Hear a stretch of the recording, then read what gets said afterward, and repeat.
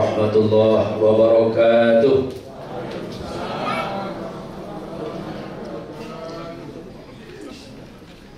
Alhamdulillahilladzi bi ni'matihi tatimmus shalihat.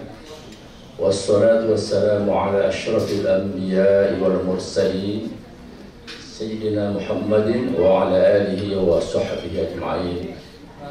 Qala Allah ta'ala fi kitabihil karim wa atimmul hajja wal umrata lillah. Wa qala Rasulullah sallallahu alaihi wasallam al-umratu ila al-umrati kafaratun lima bainahuma wal hajjul mabruru laysa lahu jazaa'un ila al-jannah. Amma ba'd. Yang sama-sama kita hormati dan muliakan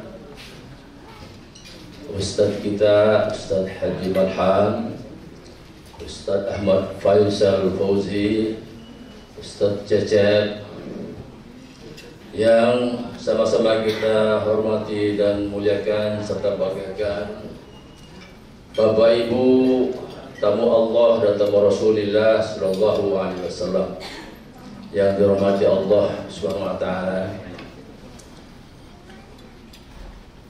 Mari sejenak kita bersama-sama membacakan puji dan syukur kehadirat Allah Subhanahu wa taala atas segala limpahan rahmat karunia, taufik, inayah dan hidayahnya kepada kita.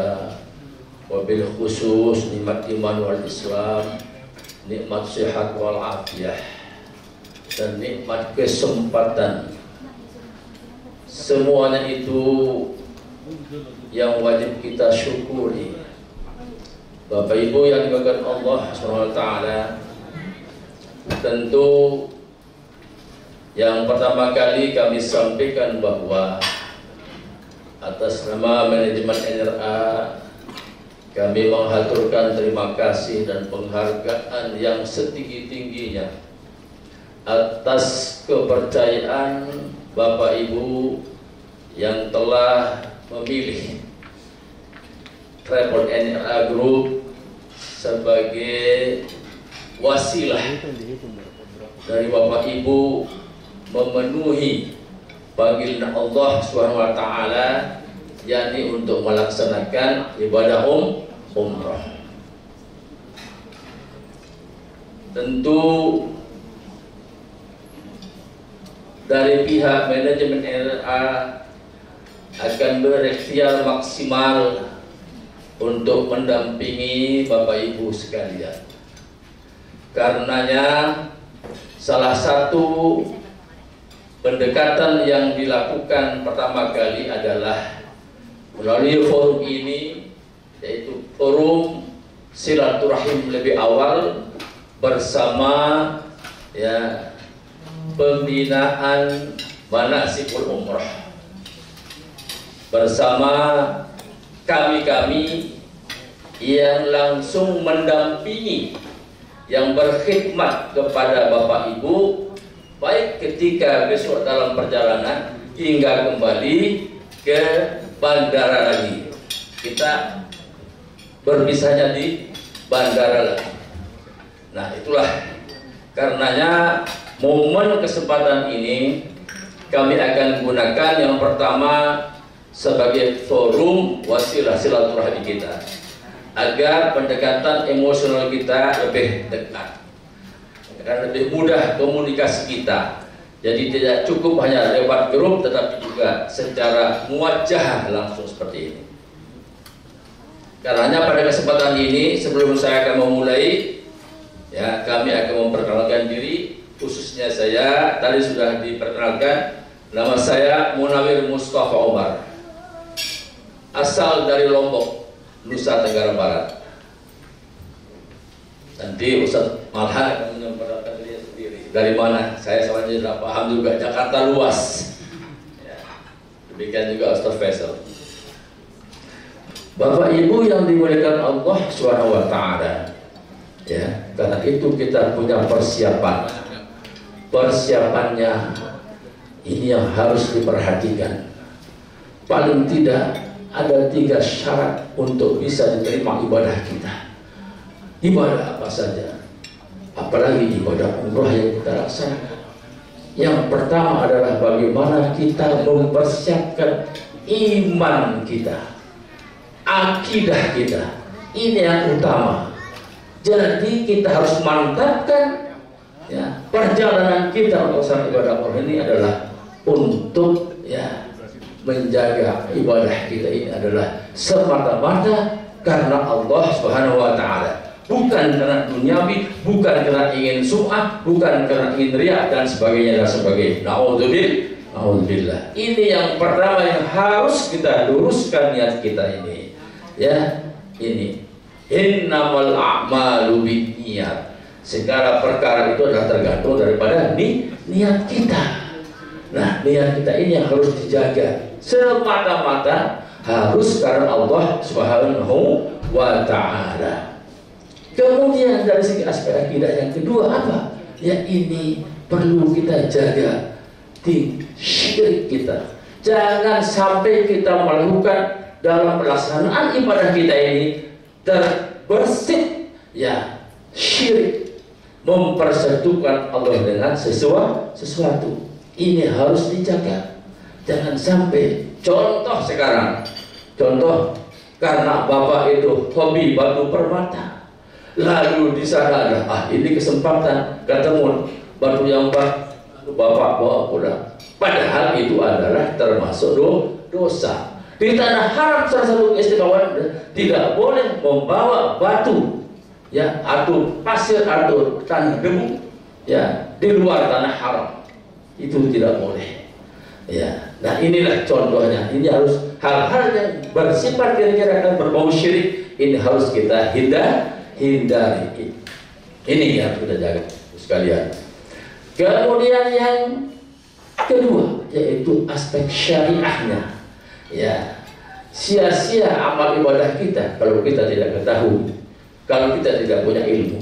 Makanya hukumnya sekarang ketika kita berumrah ini, maka wajib hukumnya untuk kita bisa mengetahui fardu ain bagi bapak-bapak yang berangkat ini untuk mengetahui hukum-hukum yang terkait dengan masalah pelaksanaan ibadah umroh kita.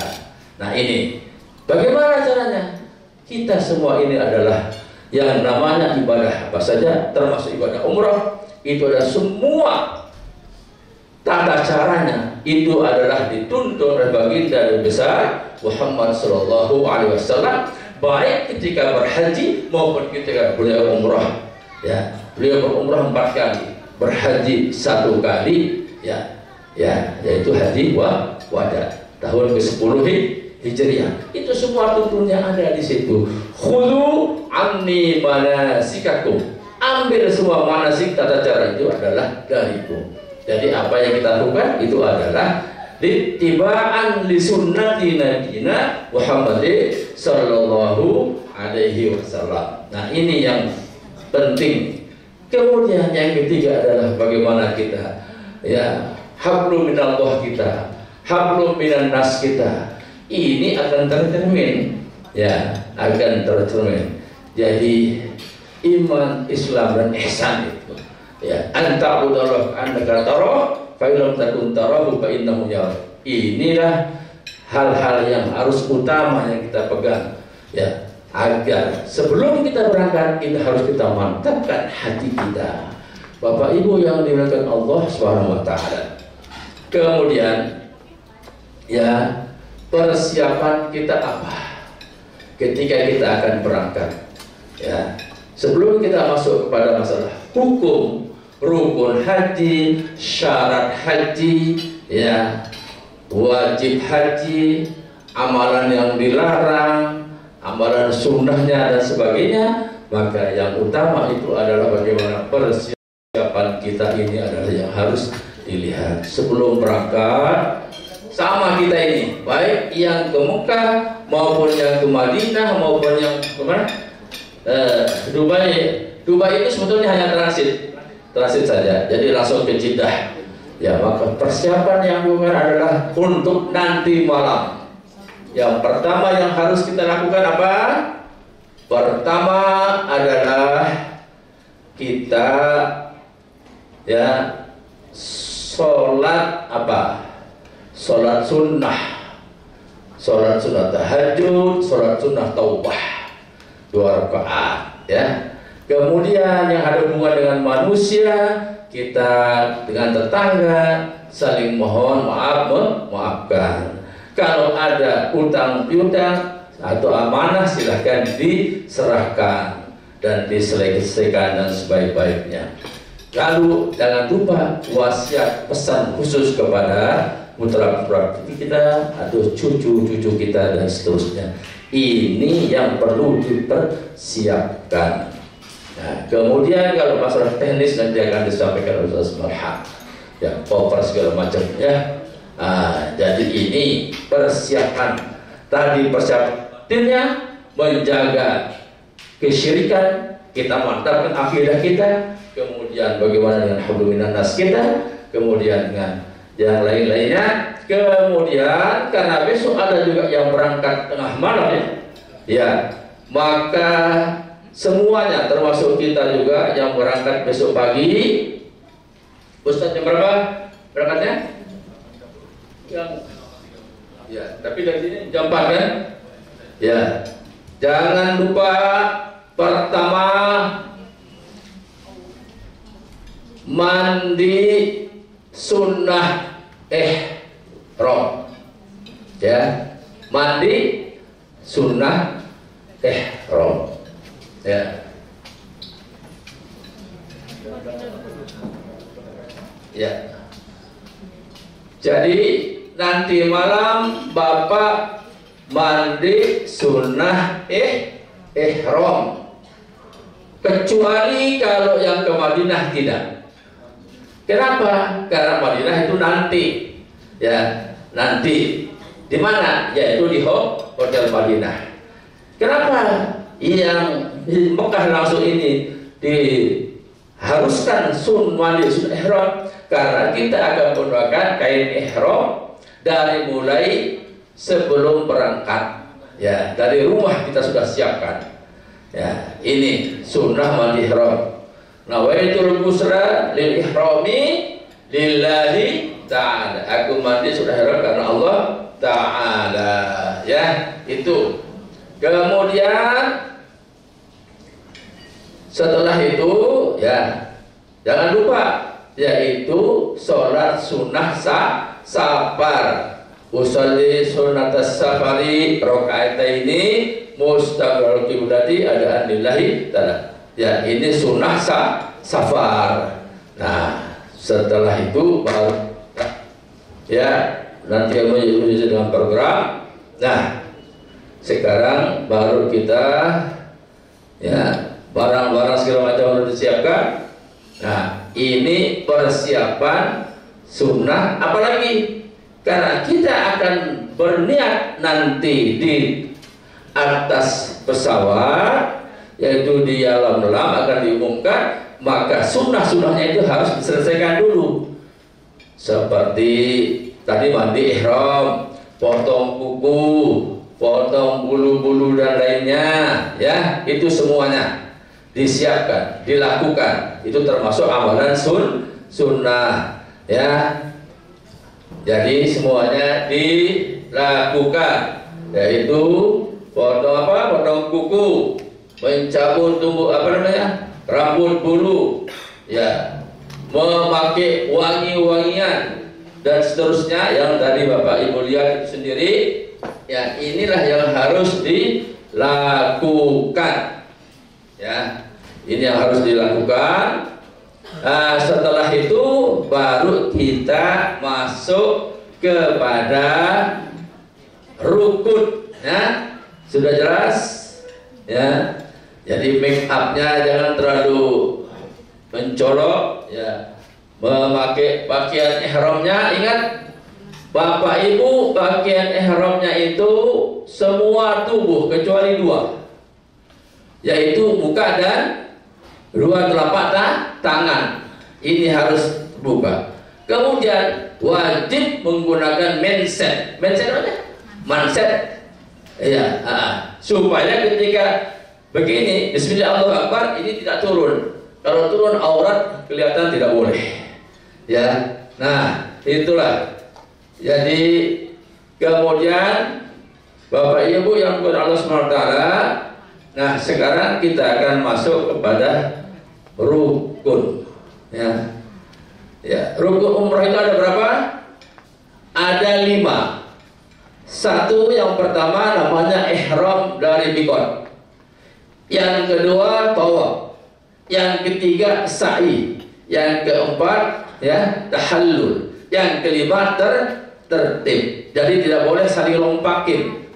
Nah, sekarang secara singkat saya akan sampaikan materi yang pokok, yaitu rukun.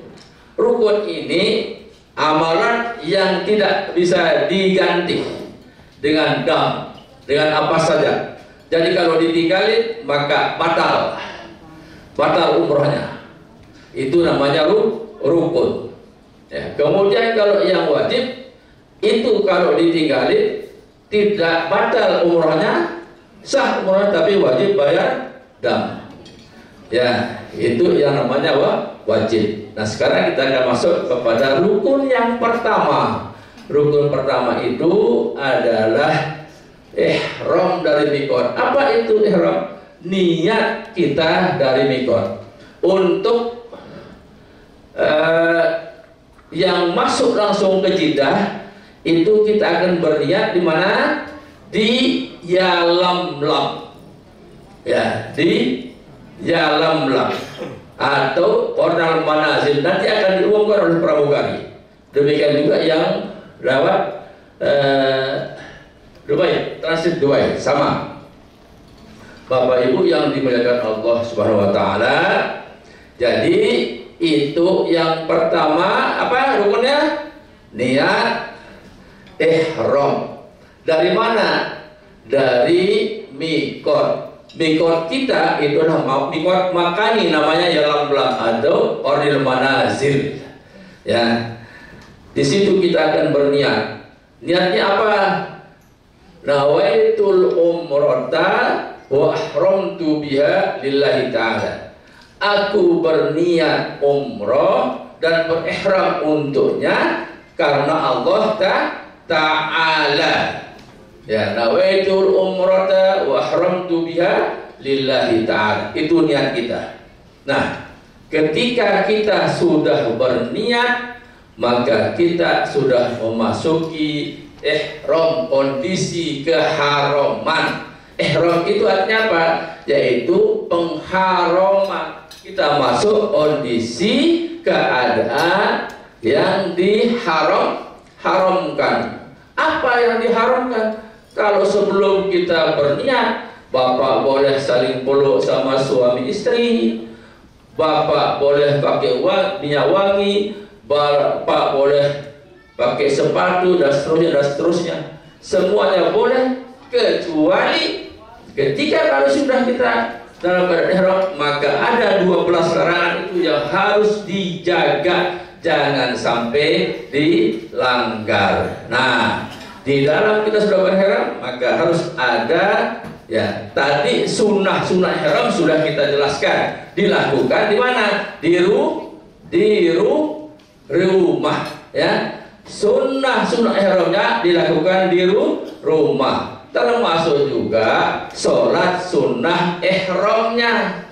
Kapan dilakukan? Dilakukan di rumah. Apa niatnya? Usolli sunnatul ihrami rakaataini lillahi ta'ala. Khusus untuk bis 18 nanti di Madinah, ya, tidak di rumah. Nah, sudah jelas. Nah, kemudian, ya, sudah begitu, sudah masuk, kita masuk yang namanya niat ihram, maka kita sudah masuk kondisi keharaman. Apa itu mikot?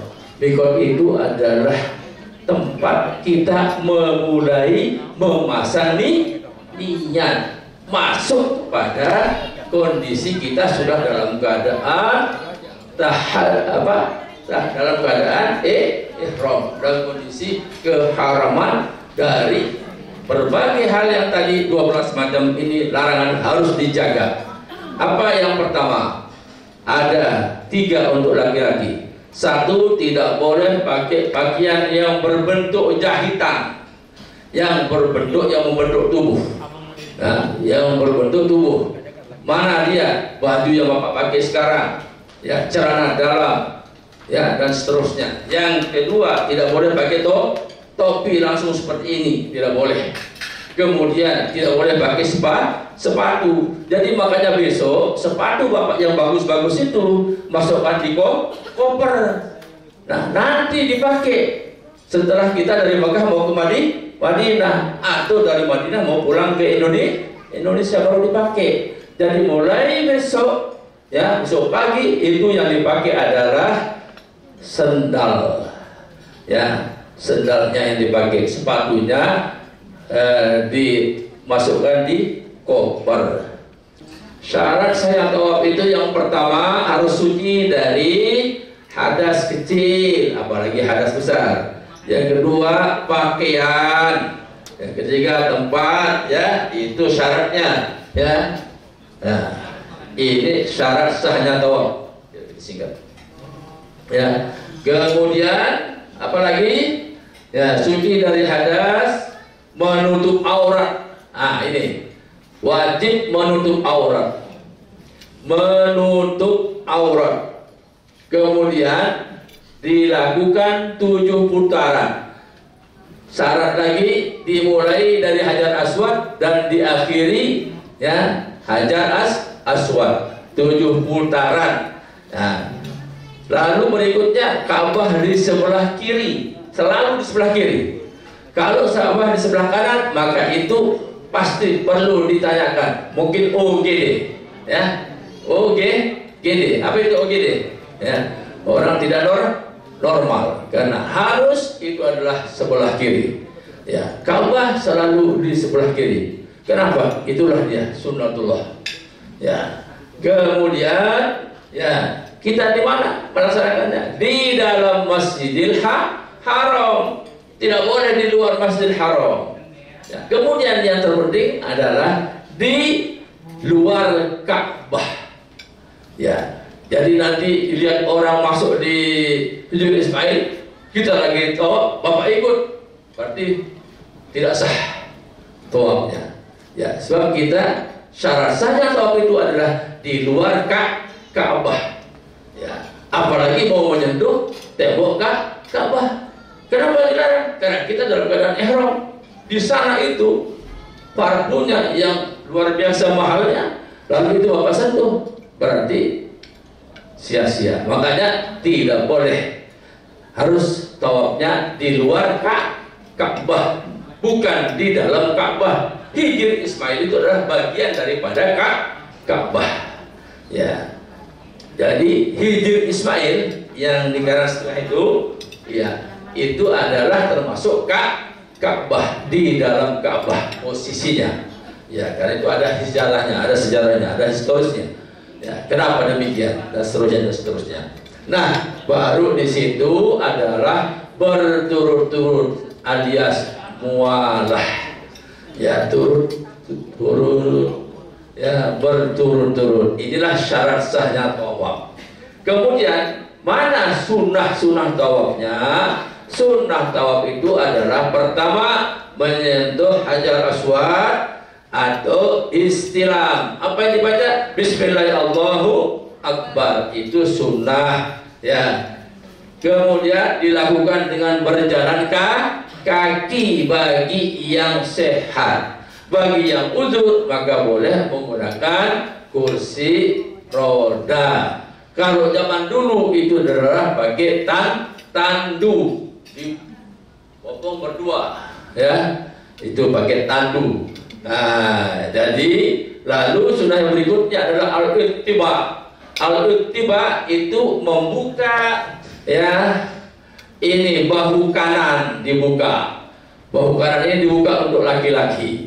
Ya, itu ketika kita tawaf. Lalu ramal putaran 1 sampai putaran 3 itu termasuk amalan sunnah, ya. Ya, kemudian, ya, lebih mendekati Ka'bah kalau suasana situasi tidak terlalu ramai. Tapi kalau padat, rame, itu luar biasa tidak mungkin. Nah, kemudian berdoa. Doa yang disunnahkan oleh Rasulullah adalah subhanallah walhamdulillah wa la ilaha illallah wallahu akbar wa la haula wa la quwwata illa billah. Bagaimana yang lain? Doa yang banyak, doa-doa masyhur, doa-doa yang masyhur yang diamalkan oleh para sahabat, para ulama dan seterusnya. Ya, itu boleh. Mau zikir boleh, mau baca qul huwallahu seterusnya boleh. Ya, tidak berdoa pun juga sah. Ya, sah. Nah, jadi nanti itulah kita yang akan membimbing Bapak Ibu sekalian.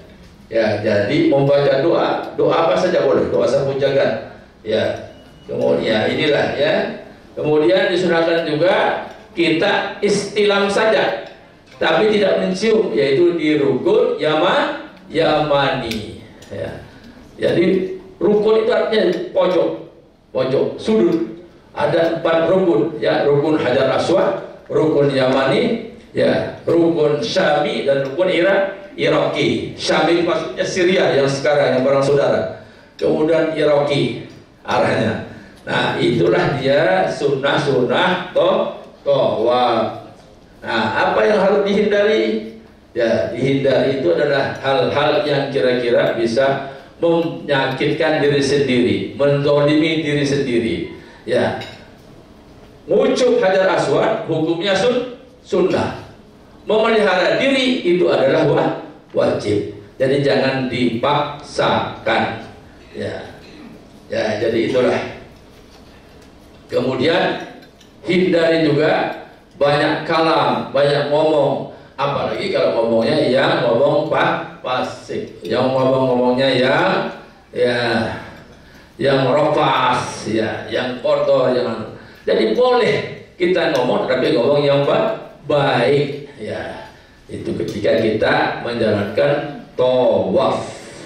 Nah, kalau kemudian sunnahnya mana lagi? Ya, itu sunnahnya kita sholat sunnah tawaf 2 rakaat, ya, di belakang maqam Nabi Ibrahim. Apa itu maqam, Bapak Ibu? Maqam itu bukan makam, tapi maqam itu adalah tempat berdirinya Nabi Ibrahim ketika membangun Ka'bah. Nah, itu ada yang selalu dikerumuni orang. Nah, kita tidak boleh ikut mengkerumuni karena kita dalam keadaan melaksanakan tawaf, ya. Nah, sa'i itu artinya berjalan. Ya, dari mana kita mulai? Dari Bukit Sofa, ya, menuju ke Bukit Marwah. Nah, itu berapa kali? Yaitu 7 putaran, 7 kali. Dari Sofa ke Marwah itu 1 kali ganjil, ya. Ya. Kemudian dari Marwah ke Sofa itu 2, dan seterusnya berakhir sampai putaran ke-7 ada di Marwah. Kesimpulannya, Sofa itu adalah, ya, putarannya 1 dari Sofa ke Marwah itu 1, 3, 5, 7. Kemudian dari Marwah ke Sofa itu adalah, ya, putarannya yaitu 2, 4, 6. Nah, kemudian syaratnya apa? Tidak bisa sembarang orang.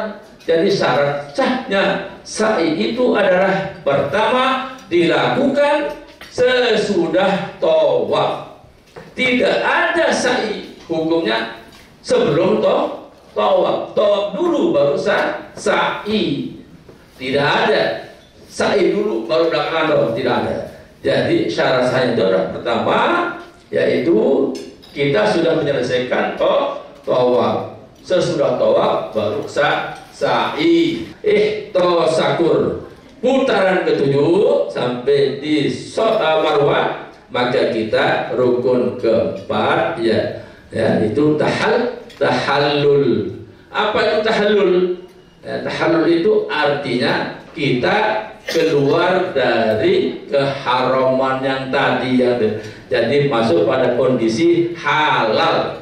Nah, jadi itu namanya tahallul, masuk kepada ya kita masuk ke kondisi yang baru yaitu halal.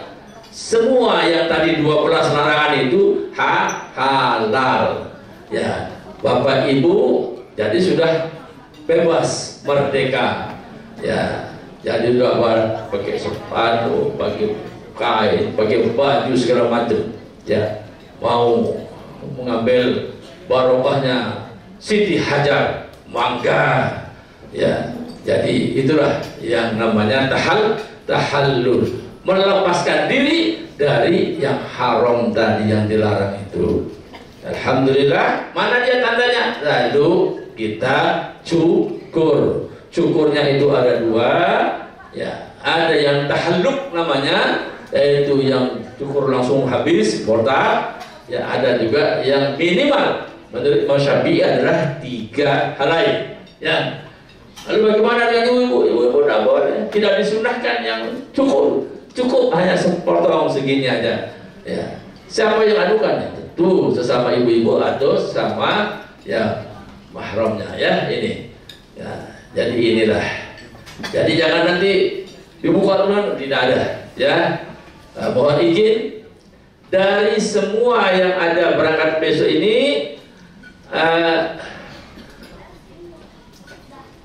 Ada yang pertama kali enggak? Pertama kali, yang pertama kali. Nah, ya alhamdulillah jadi banyak ya. Nah, tolong ini betul-betul dimantapkan. Ya. Jadi tawafnya ini namanya ya, umrahnya ini namanya umrah apa? Umrah rukun. Umrah rukun adalah umrah yang pertama kali. Ya. Ya. Karena umrah itu artinya berkunjung. Berkunjung kemana? Ke tempat yang ramai. Kalau menurut istilahnya itu kita berkunjung ke Ka'batullah untuk melaksanakan ibadah umrah. Rangkaian ibadah umrah itu mana? Yang tadi mulai dari niat, ihramnya, tawafnya, sa'inya, ya tahallulnya, tertibnya. Itulah dia. Nah, saya kira menggunting rambut minimal 3 helai. Ya, disunahkan untuk ya muhallik, ya tahalluk, memotaki. Tapi bagi karena Bapak akan melaksanakan umrah kedua, maka sebaiknya nanti di umrah kedua baru tahalluknya. Ya, tahalluknya. Botaknya nanti umrah kedua. Saya kira itu penjelasan singkat ya masalah fikihnya yang terkait dengan umrah kita ini. Dan kemudian untuk di pesawat besok ya dalam melaksanakan sholat itu kita harus ya menggunakan tayamum. Nanti akan diperhatikan oleh Ustadz kita. Saya kira untuk sementara ini dulu. Nanti kalau ada tanya jawab kami persilahkan. Terima kasih, mohon maaf, billahi taufiq wal hidayah. Assalamualaikum warahmatullahi wabarakatuh.